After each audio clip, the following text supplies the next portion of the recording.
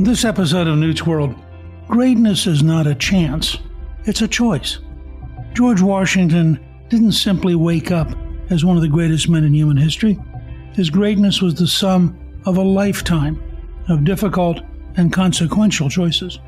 In his new book, Lessons in Liberty, 30 Rules for Living from 10 Extraordinary Americans, Jeremy Adams discusses the inspiring lives of extraordinary Americans from our past and what we can learn from them today. Here are just a few examples. George Washington's lifelong struggle to conquer his temper makes him a model for self-help and self-improvement. Daniel Inouye was a beloved Japanese-American senator who carried out daring missions in World War II, despite being subjected to discrimination by the very nation he decided to defend. 11-year-old Clara Barton's role in nursing her injured brother back to health instilled the courage and ferocity that would later empower her to pioneer new nursing techniques during the Civil War. Here to talk about his new book, I am really pleased to welcome my guest, Jeremy Adams. He was the Daughters of the American Revolution 2014 California Teacher of the Year, a finalist for the Carlson Family Foundation Outstanding Teacher of America Award. He is a social studies teacher at Bakersfield High School and was a longtime political science lecturer at California State University at Bakersfield.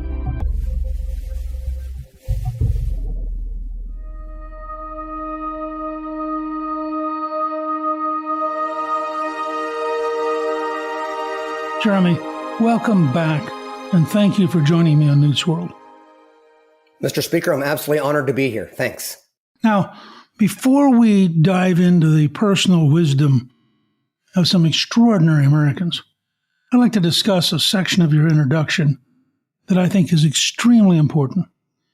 You said to let the common American, not the elite, quote, honor what is honorable, praise what is praiseworthy, and most of all, emulate what is highest and best, so we can take advantage of the miracle of human freedom. While the people you're describing are, of course, human and therefore flawed, you continue to emphasize that, quote, it is their fallibility that makes them so wholly worthy of study. This is remarkable wisdom at a time when we desperately need it. Now, in 2022, you hit your 25th year as a classroom teacher, and I have to say, you look like you must have started when you were 4. You look so much younger than a teacher of 25 years. But I'm curious, have you enjoyed the process of interacting with young people and the process of sharing history with them? I do. It's the absolute center of my life. Just to be clear, I'm a teacher who writes. I'm not a writer who teaches. And one of the things, Newt, that's so amazing about teaching as long as I have, and thank you for the compliment about how young I look, I'll tell my wife. One of the wonderful things about that is that when there is a sudden change, when there's a kind of profound pivot in the way that young people are behaving, in the way that they're acting, and in this instance, really what inspired this book, in the way that they are suddenly looking at their country and our country's history, you take notice about it. Things are different today in the last 3 or 4 years than they were 10 or 15 or 20 years ago. I graduated from Washington and Lee University in 1998, and I guarantee that as a 22-year-old, I wouldn't recognize a lot of the views and the beliefs that my young people have today about America and about American history. And so for people like you and me, we come across statistics that literally you have to read it 2 or 3 times to even believe it. When you see things like 40% of Gen Zers would characterize the founding fathers as villains, when 50% of high school students say that their lives are not very important, when you see that only 52% of the country says that they would actually fight to defend the country, you know that something very recent and very radical has gone wrong in our classrooms and in our country. And that's what inspired me to write the book. I'm an unapologetic lover, romantic of America. And the fact that it's getting harder and harder to kind of teach and inculcate that to my students is really what inspired me to write about it. Let me just take a second before we talk about your new book and the insights you gained from great people. What do you sense? You've been in the classroom that whole time. What do you sense has happened? I don't mean to be arrogant. I know what's happened. My defining conviction is that young people are influenced by the adults around them. We absorb the viewpoints, the values, the behaviors of those people who we listen to and who we are surrounded by. And what are the voices that young people are listening to today, Mr. Speaker? They're listening to TikTok. They're not talking to their parents. They're not being taught by sometimes particularly patriotic Americans. They're talking to fellow students. And so the stories of this country that you and I were brought up on, the stories that gave us a sense that we are part of history and that we have an obligation, each generation has an obligation to renew the blessings of this country, that the proposition that Lincoln talked about, we can't take it for granted, and that we're only one generation away from losing the American promise. That value system is just simply not being taught or cultivated in the souls of our young people. And that's what's happening. This isn't something that happened 20 or 30 years ago. This is recent. I mean, I have so many young people who just don't stand and say the Pledge of Allegiance. They don't want to sing the national anthem. And when you ask them about it, they're not quoting Howard Zinn. They're not quoting Marxism. It's just almost reflexive, just a kind of, well, this country's so flawed, or, I don't have much appreciation for it. And they just don't know anything. So cynicism is born with ignorance. So you, in a sense, are trying to light a candle in the middle of that cultural darkness. And your book, Lessons in Liberty, you did something I think really interesting and I really approve of. You picked 10 extraordinary Americans that we can learn from and that we should pay attention to. Now, you picked George Washington, Daniel Inouye, Clara Barton, Thomas Jefferson, Arthur Ashe, Abraham Lincoln, Ben Nighthorse Campbell, Ruth Bader Ginsburg, James Madison, and Theodore Roosevelt. Why did you pick that particular group? I did that on purpose when I wrote this book, and it's a gamble. I'll be honest. I mean, we live in highly partisan ideological times, but I wanted to write a book that showed that America is bigger than a party. It is bigger than an ideology. We are more than Republicans or Democrats. We are more than Federalists or Democratic Republicans. And I wanted to pick a broad cross-section of Americans who come from different eras, both genders, black and white, liberal and conservative. We have very conservative and very liberal members of that coterie of 10 people. That's why I chose. I want this book to appeal to all of us because we should all be able to sing the magical melody of America, and we don't.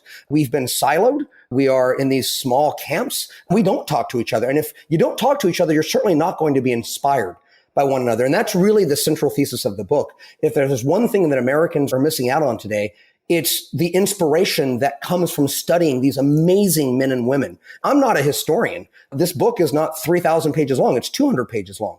And so I picked out what is right about these 10 figures. Again, we love to nowadays pick apart historical figures and say, well, I'm not going to listen to George Washington or the framers because they had slaves, or I'm not going to listen to Ruth Bader Ginsburg because she's liberal. And what I would say is the question is not what they got wrong. It's what did they get right? And how can we use that in our own lives to be better Americans and to find joy and purpose? Well, I mean, in that context, if I can jump around for a minute, to make your case, and including everyone, I'm fascinated that you picked Arthur Ashe. Why is Arthur Ashe one of the 10? Well, if I'm being perfectly honest, first of all, I am a huge lover of tennis.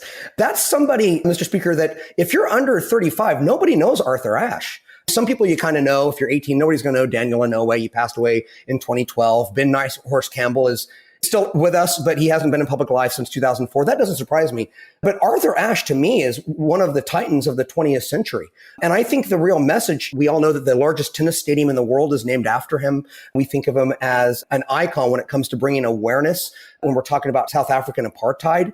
But the thing that I love about Arthur Ashe is that he understood that you can make a difference in the world in your own way. You don't have to say and do what everybody else does, and he is really beloved today. And I think it's interesting, though, when you go back to the late 1960s, people like Kareem Abdul-Jabbar called him Arthur Ashe. Jesse Jackson confronted him and said, you're not arrogant enough. I don't like your style. And Arthur Ashe was soft-spoken. He was cerebral. And he did what we should all do, which is that we don't have to be in the history books. We don't have to be loud.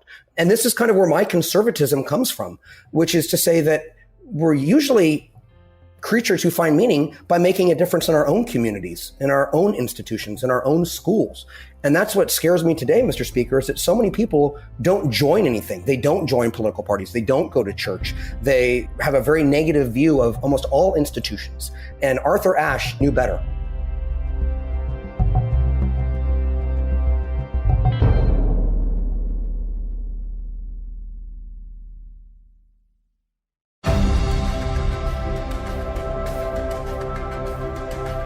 you're a little bit eclectic. Clara Barton has a huge impact, but why did you pick her? I thought Clara Barton was, it's interesting because I've taught political science for, 25 years. So I knew the big ones, right? I already knew a lot about Washington and Lincoln and Madison and Jefferson. Of course, I learned a lot more and all kinds of really interesting things I didn't know before. But I thought what was so interesting about Clara Barton, two things. One, she is so far ahead of her time. And the second thing is she, of anybody in here, Mr. Speaker, she had this unapologetic American spirit. This idea that things can be better tomorrow than they are today. And just because something is the way that it is doesn't mean it always has to be that way. And I love that notion that America is a country where we can reach higher, dream bigger, and achieve things that couldn't happen in other places. And she was just gutsy. She was so gutsy. And I mean, she revolutionized the way that we treated soldiers on the battlefield. She realized that instead of having them languish for 2 or 3 days, that if nurses could go out into the battlefield and treat them there, you could save these men by getting them water and supplies early. And the fact that she loves education. Remember, Massachusetts was really the only state early on that had a right to education. Other schools had to be paid for in other states. And she said, no, we should do this everywhere. And I just love that idea that tomorrow can be better than today. And I also love, because I'm middle-aged now, when you reach middle age, you sometimes get comfortable and you don't want to meet new people and you don't want to do new things. And you kind of just want to do what you've always done.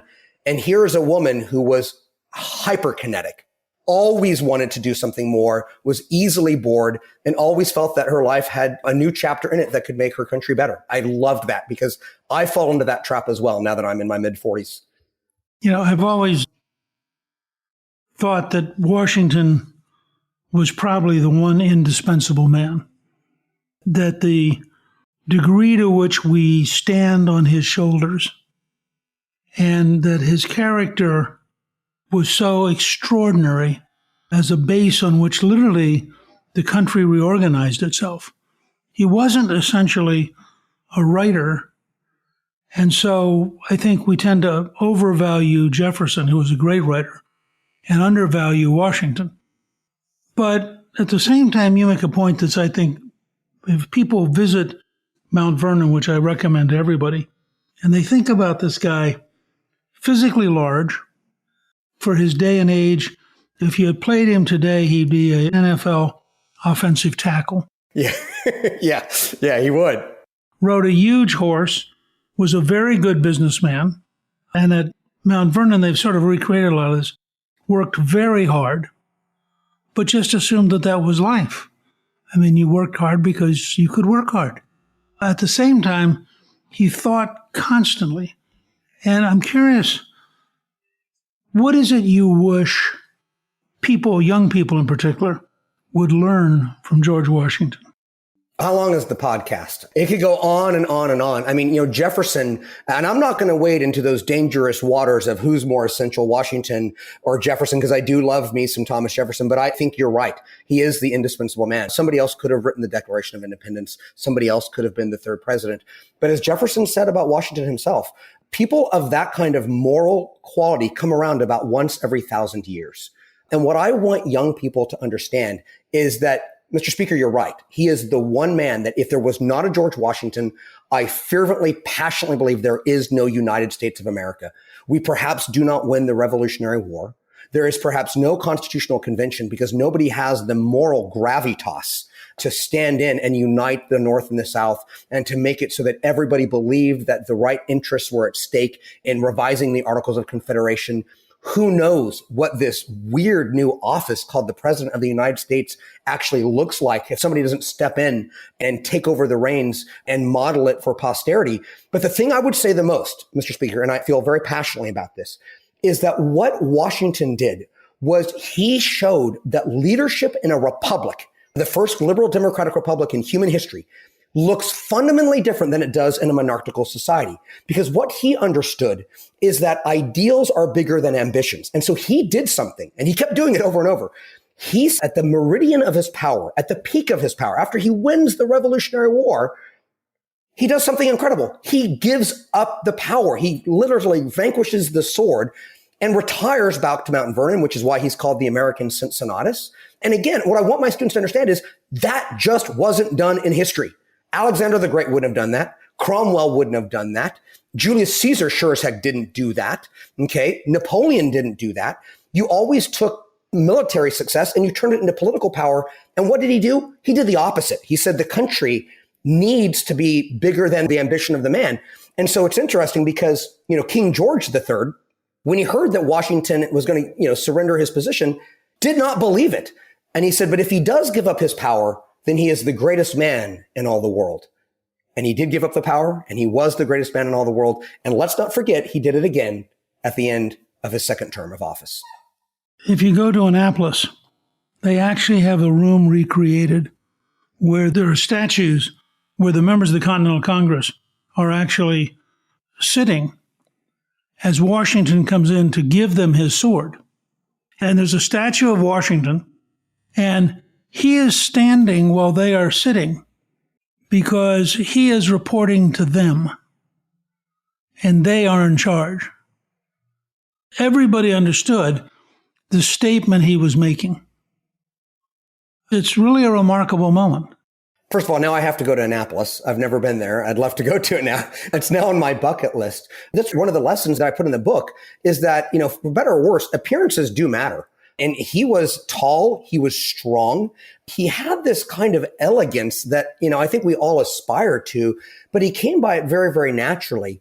But what I really love about it, and you just kind of alluded to it, and I think this is another lesson that all Americans need to understand, is that the root of power in government, we don't get our rights from government.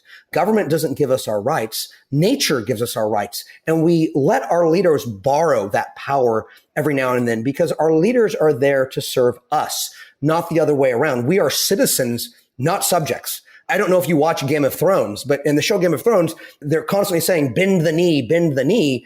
And what Washington was showing there was, by God, in America, we don't bend the knee. Right? Because we're each citizens who are equal in our claim to individual rights and freedom. Even if you are rich, doesn't matter if you're in power, we're all the same.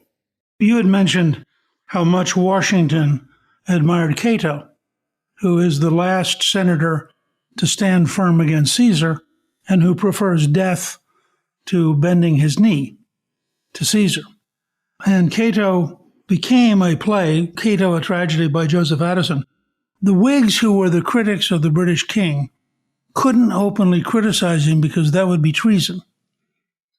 But they could write plays about the Roman era, which everybody understood was a reference to what they would have said about King George, except that it would be treason. Well, Washington loved that play so much that when they had the long, difficult winter at Valley Forge, he regularly had the play performed because he was trying to inculcate in his officers and men, this war is about freedom, it's about liberty, it's about defeating tyranny. And in that sense, I think Washington is the center of who we became. But the other person who you also pick in here to learn from is the man who enabled us to survive the greatest threat to that system, and that's Abraham Lincoln. How do you think about and how do you approach Lincoln? I think, first of all, for me, I wasn't trying to say anything new about Abraham Lincoln. I mean, there are so many incredible historians out there who literally spend their entire lives going into the minutia of Abraham Lincoln, that my goal as a writer and as a teacher was to look at it from a different lens. And I think that when you approach these great men like a Lincoln or a Washington or Madison, you have to do it with a very specific aim in mind. And my goal in this book was kind of this lens of self-help. What lessons does Abraham Lincoln have that he can essentially bequeath to us as Americans today? I mean, you referenced this a minute ago with Washington. I think that's so wise, which is that, he looked back in time and he understood that, the models from the past can inspire us today. And, you mentioned Livy, who is one of these great Roman historians. It's kind of a tragedy, by the way, that only a fourth of his works actually survive. But I think what's interesting is these men, especially the founding fathers, they were endlessly inspired by what came before them.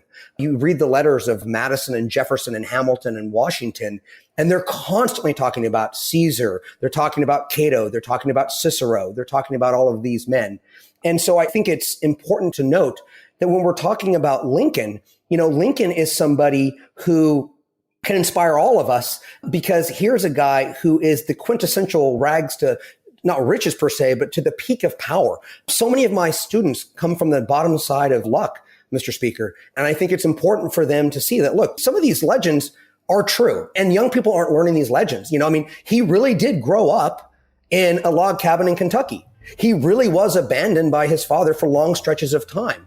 When he took the second oath of office, the clouds really did clear. The sun really did shone on him like a spotlight. And when he died, they really did say, now he belongs to the ages.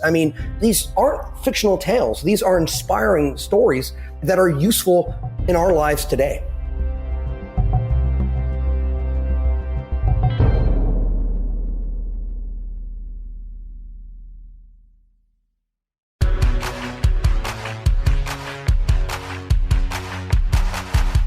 I had the same experience. I was, as a member of Congress, sitting on the Capitol steps when Ronald Reagan was sworn in 1980. And when Jimmy Carter got up to say his farewell comments, the sky was clouded over. And literally, as Reagan got up to take the oath of office, the clouds parted, the sun came out, everything was blue. It was crazy. These things do happen in the real world. The other person I think is really intriguing that you talk about is Ruth Bader Ginsburg, who had a very long life. You talked earlier about staying active. She was remarkably active for a very long time. Why did you pick her? I picked her because I admire her. I'm personally conservative, but there's so much about her life. I think obviously her legal opinions are liberal. I certainly probably don't agree with her interpretation of the 14th Amendment Equal Protection Clause, but I think she really demonstrated a life of conservative values. I think she understood the things that tend to lead to human fulfillment. People forget that Ruth Bader Ginsburg didn't like Roe v. Wade, that she was not on Bill Clinton's original list because, of all people, women's groups opposed her. Now she's such an icon. You're talking about her workout routine. They were featuring that on late night television. She's such a celebrity. And yet people forget that she actually wasn't seen like that when she was nominated. But she was a heroic mother, a wonderful wife. Her husband, Marty, got testicular cancer when he was at Harvard. And what did she do? She took over his classes, helped him write his papers, helped to raise their daughter, Jane. Talk about having a kind of connective tissue to family. She understood that. But I think if I'm being honest, the thing I loved most about her is that I think, like a lot of Americans, I love her relationship and her friendship with Antonin Scalia. I think that it demonstrates that we can have genuine love and affection for fellow Americans with whom we have strong political disagreements. Jefferson famously said, every difference of opinion is not a difference of principle. Barack Obama said, we can disagree without being disagreeable. And I think if you're looking for a way to model how we talk to fellow Americans, they did it quite well. It does scare me, Mr. Speaker, that I know so many people nowadays who simply aren't friends with anybody who disagrees with them politically. You talked about Ronald Reagan. I was touched by the story of Speaker Tip O'Neill going to the foot of his bed on the night that he was almost killed and praying to God to save his life. I'm touched by the fact that Daniel Inouye's best friend in the Senate was Ted Stevens from Alaska. I'm touched by the friendship between George H.W. Bush and Bill Clinton as they move beyond politics. I think these are stories that can inspire us to talk to one another in a more meaningful way. I don't know about you. I have a lot of different opinions at 47 than I had 20 years ago. And that's because I have a lot of friends who think differently than I do. It makes me a better person. This is a remarkable book.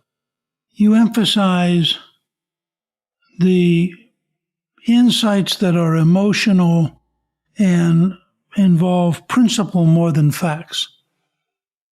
That you are trying to wrestle with how to use history to actually pass on timeless values rather than how to get us back into history, which is a great, great talent that you have.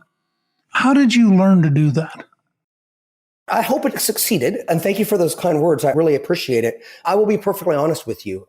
Like you, I love these thick 800 or 900 page tomes that you sometimes read about these American figures from the past. And this book is not that at all, by the way. My book is 200 pages.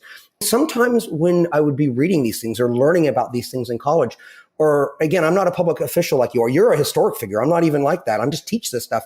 But when you walk into some of these places, there's a sensation that resonates within your soul. There is a kind of power that you feel in the American story that I don't want to get emotional here on your podcast, but to be able to be a citizen of this country, I want people to understand how profoundly lucky we are to exist in this time of human history.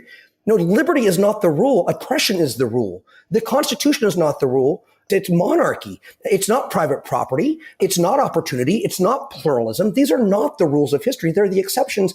And yet we get the bounty of freedom. We get to enjoy these opportunities because of the sacrifices and the wisdom of these amazing men and women who came before us. And it didn't happen on accident. I am absolutely sick and tired of cynics and naysayers who believe that the essence of America is rooted in the worst things that we've ever done. That because of something we've done in the past, that forever indicts the American character today.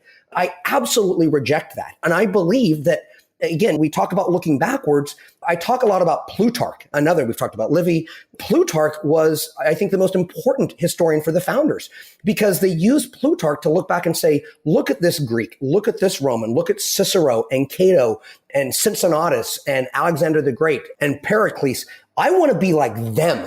I want their ideals and what they achieved to affect my life today. Well, I can't imagine a life, Mr. Speaker, without books and movies and history, these things that kind of give me a sense of enchantment and grandeur and inspire me to write this book. And so many people today, they don't know anything about these amazing men and women. They don't know anything. All they know is what's bad.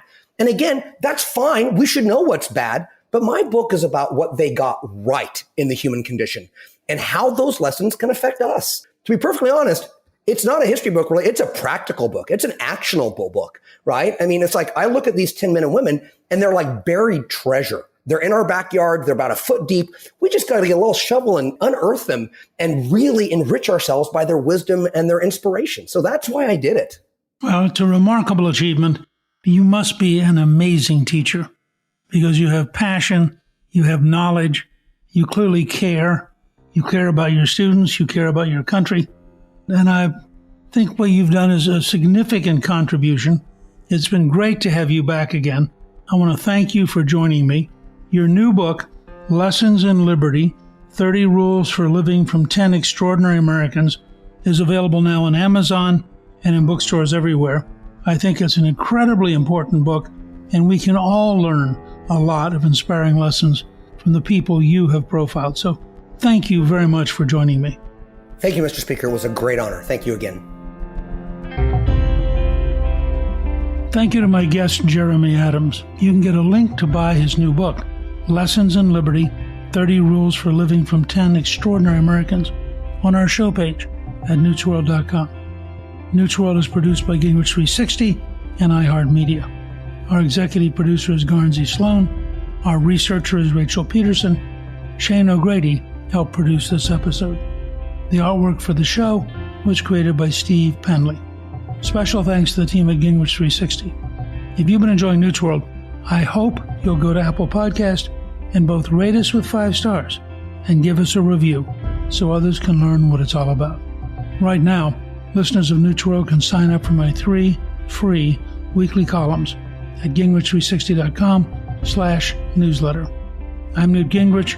This is Newt's World.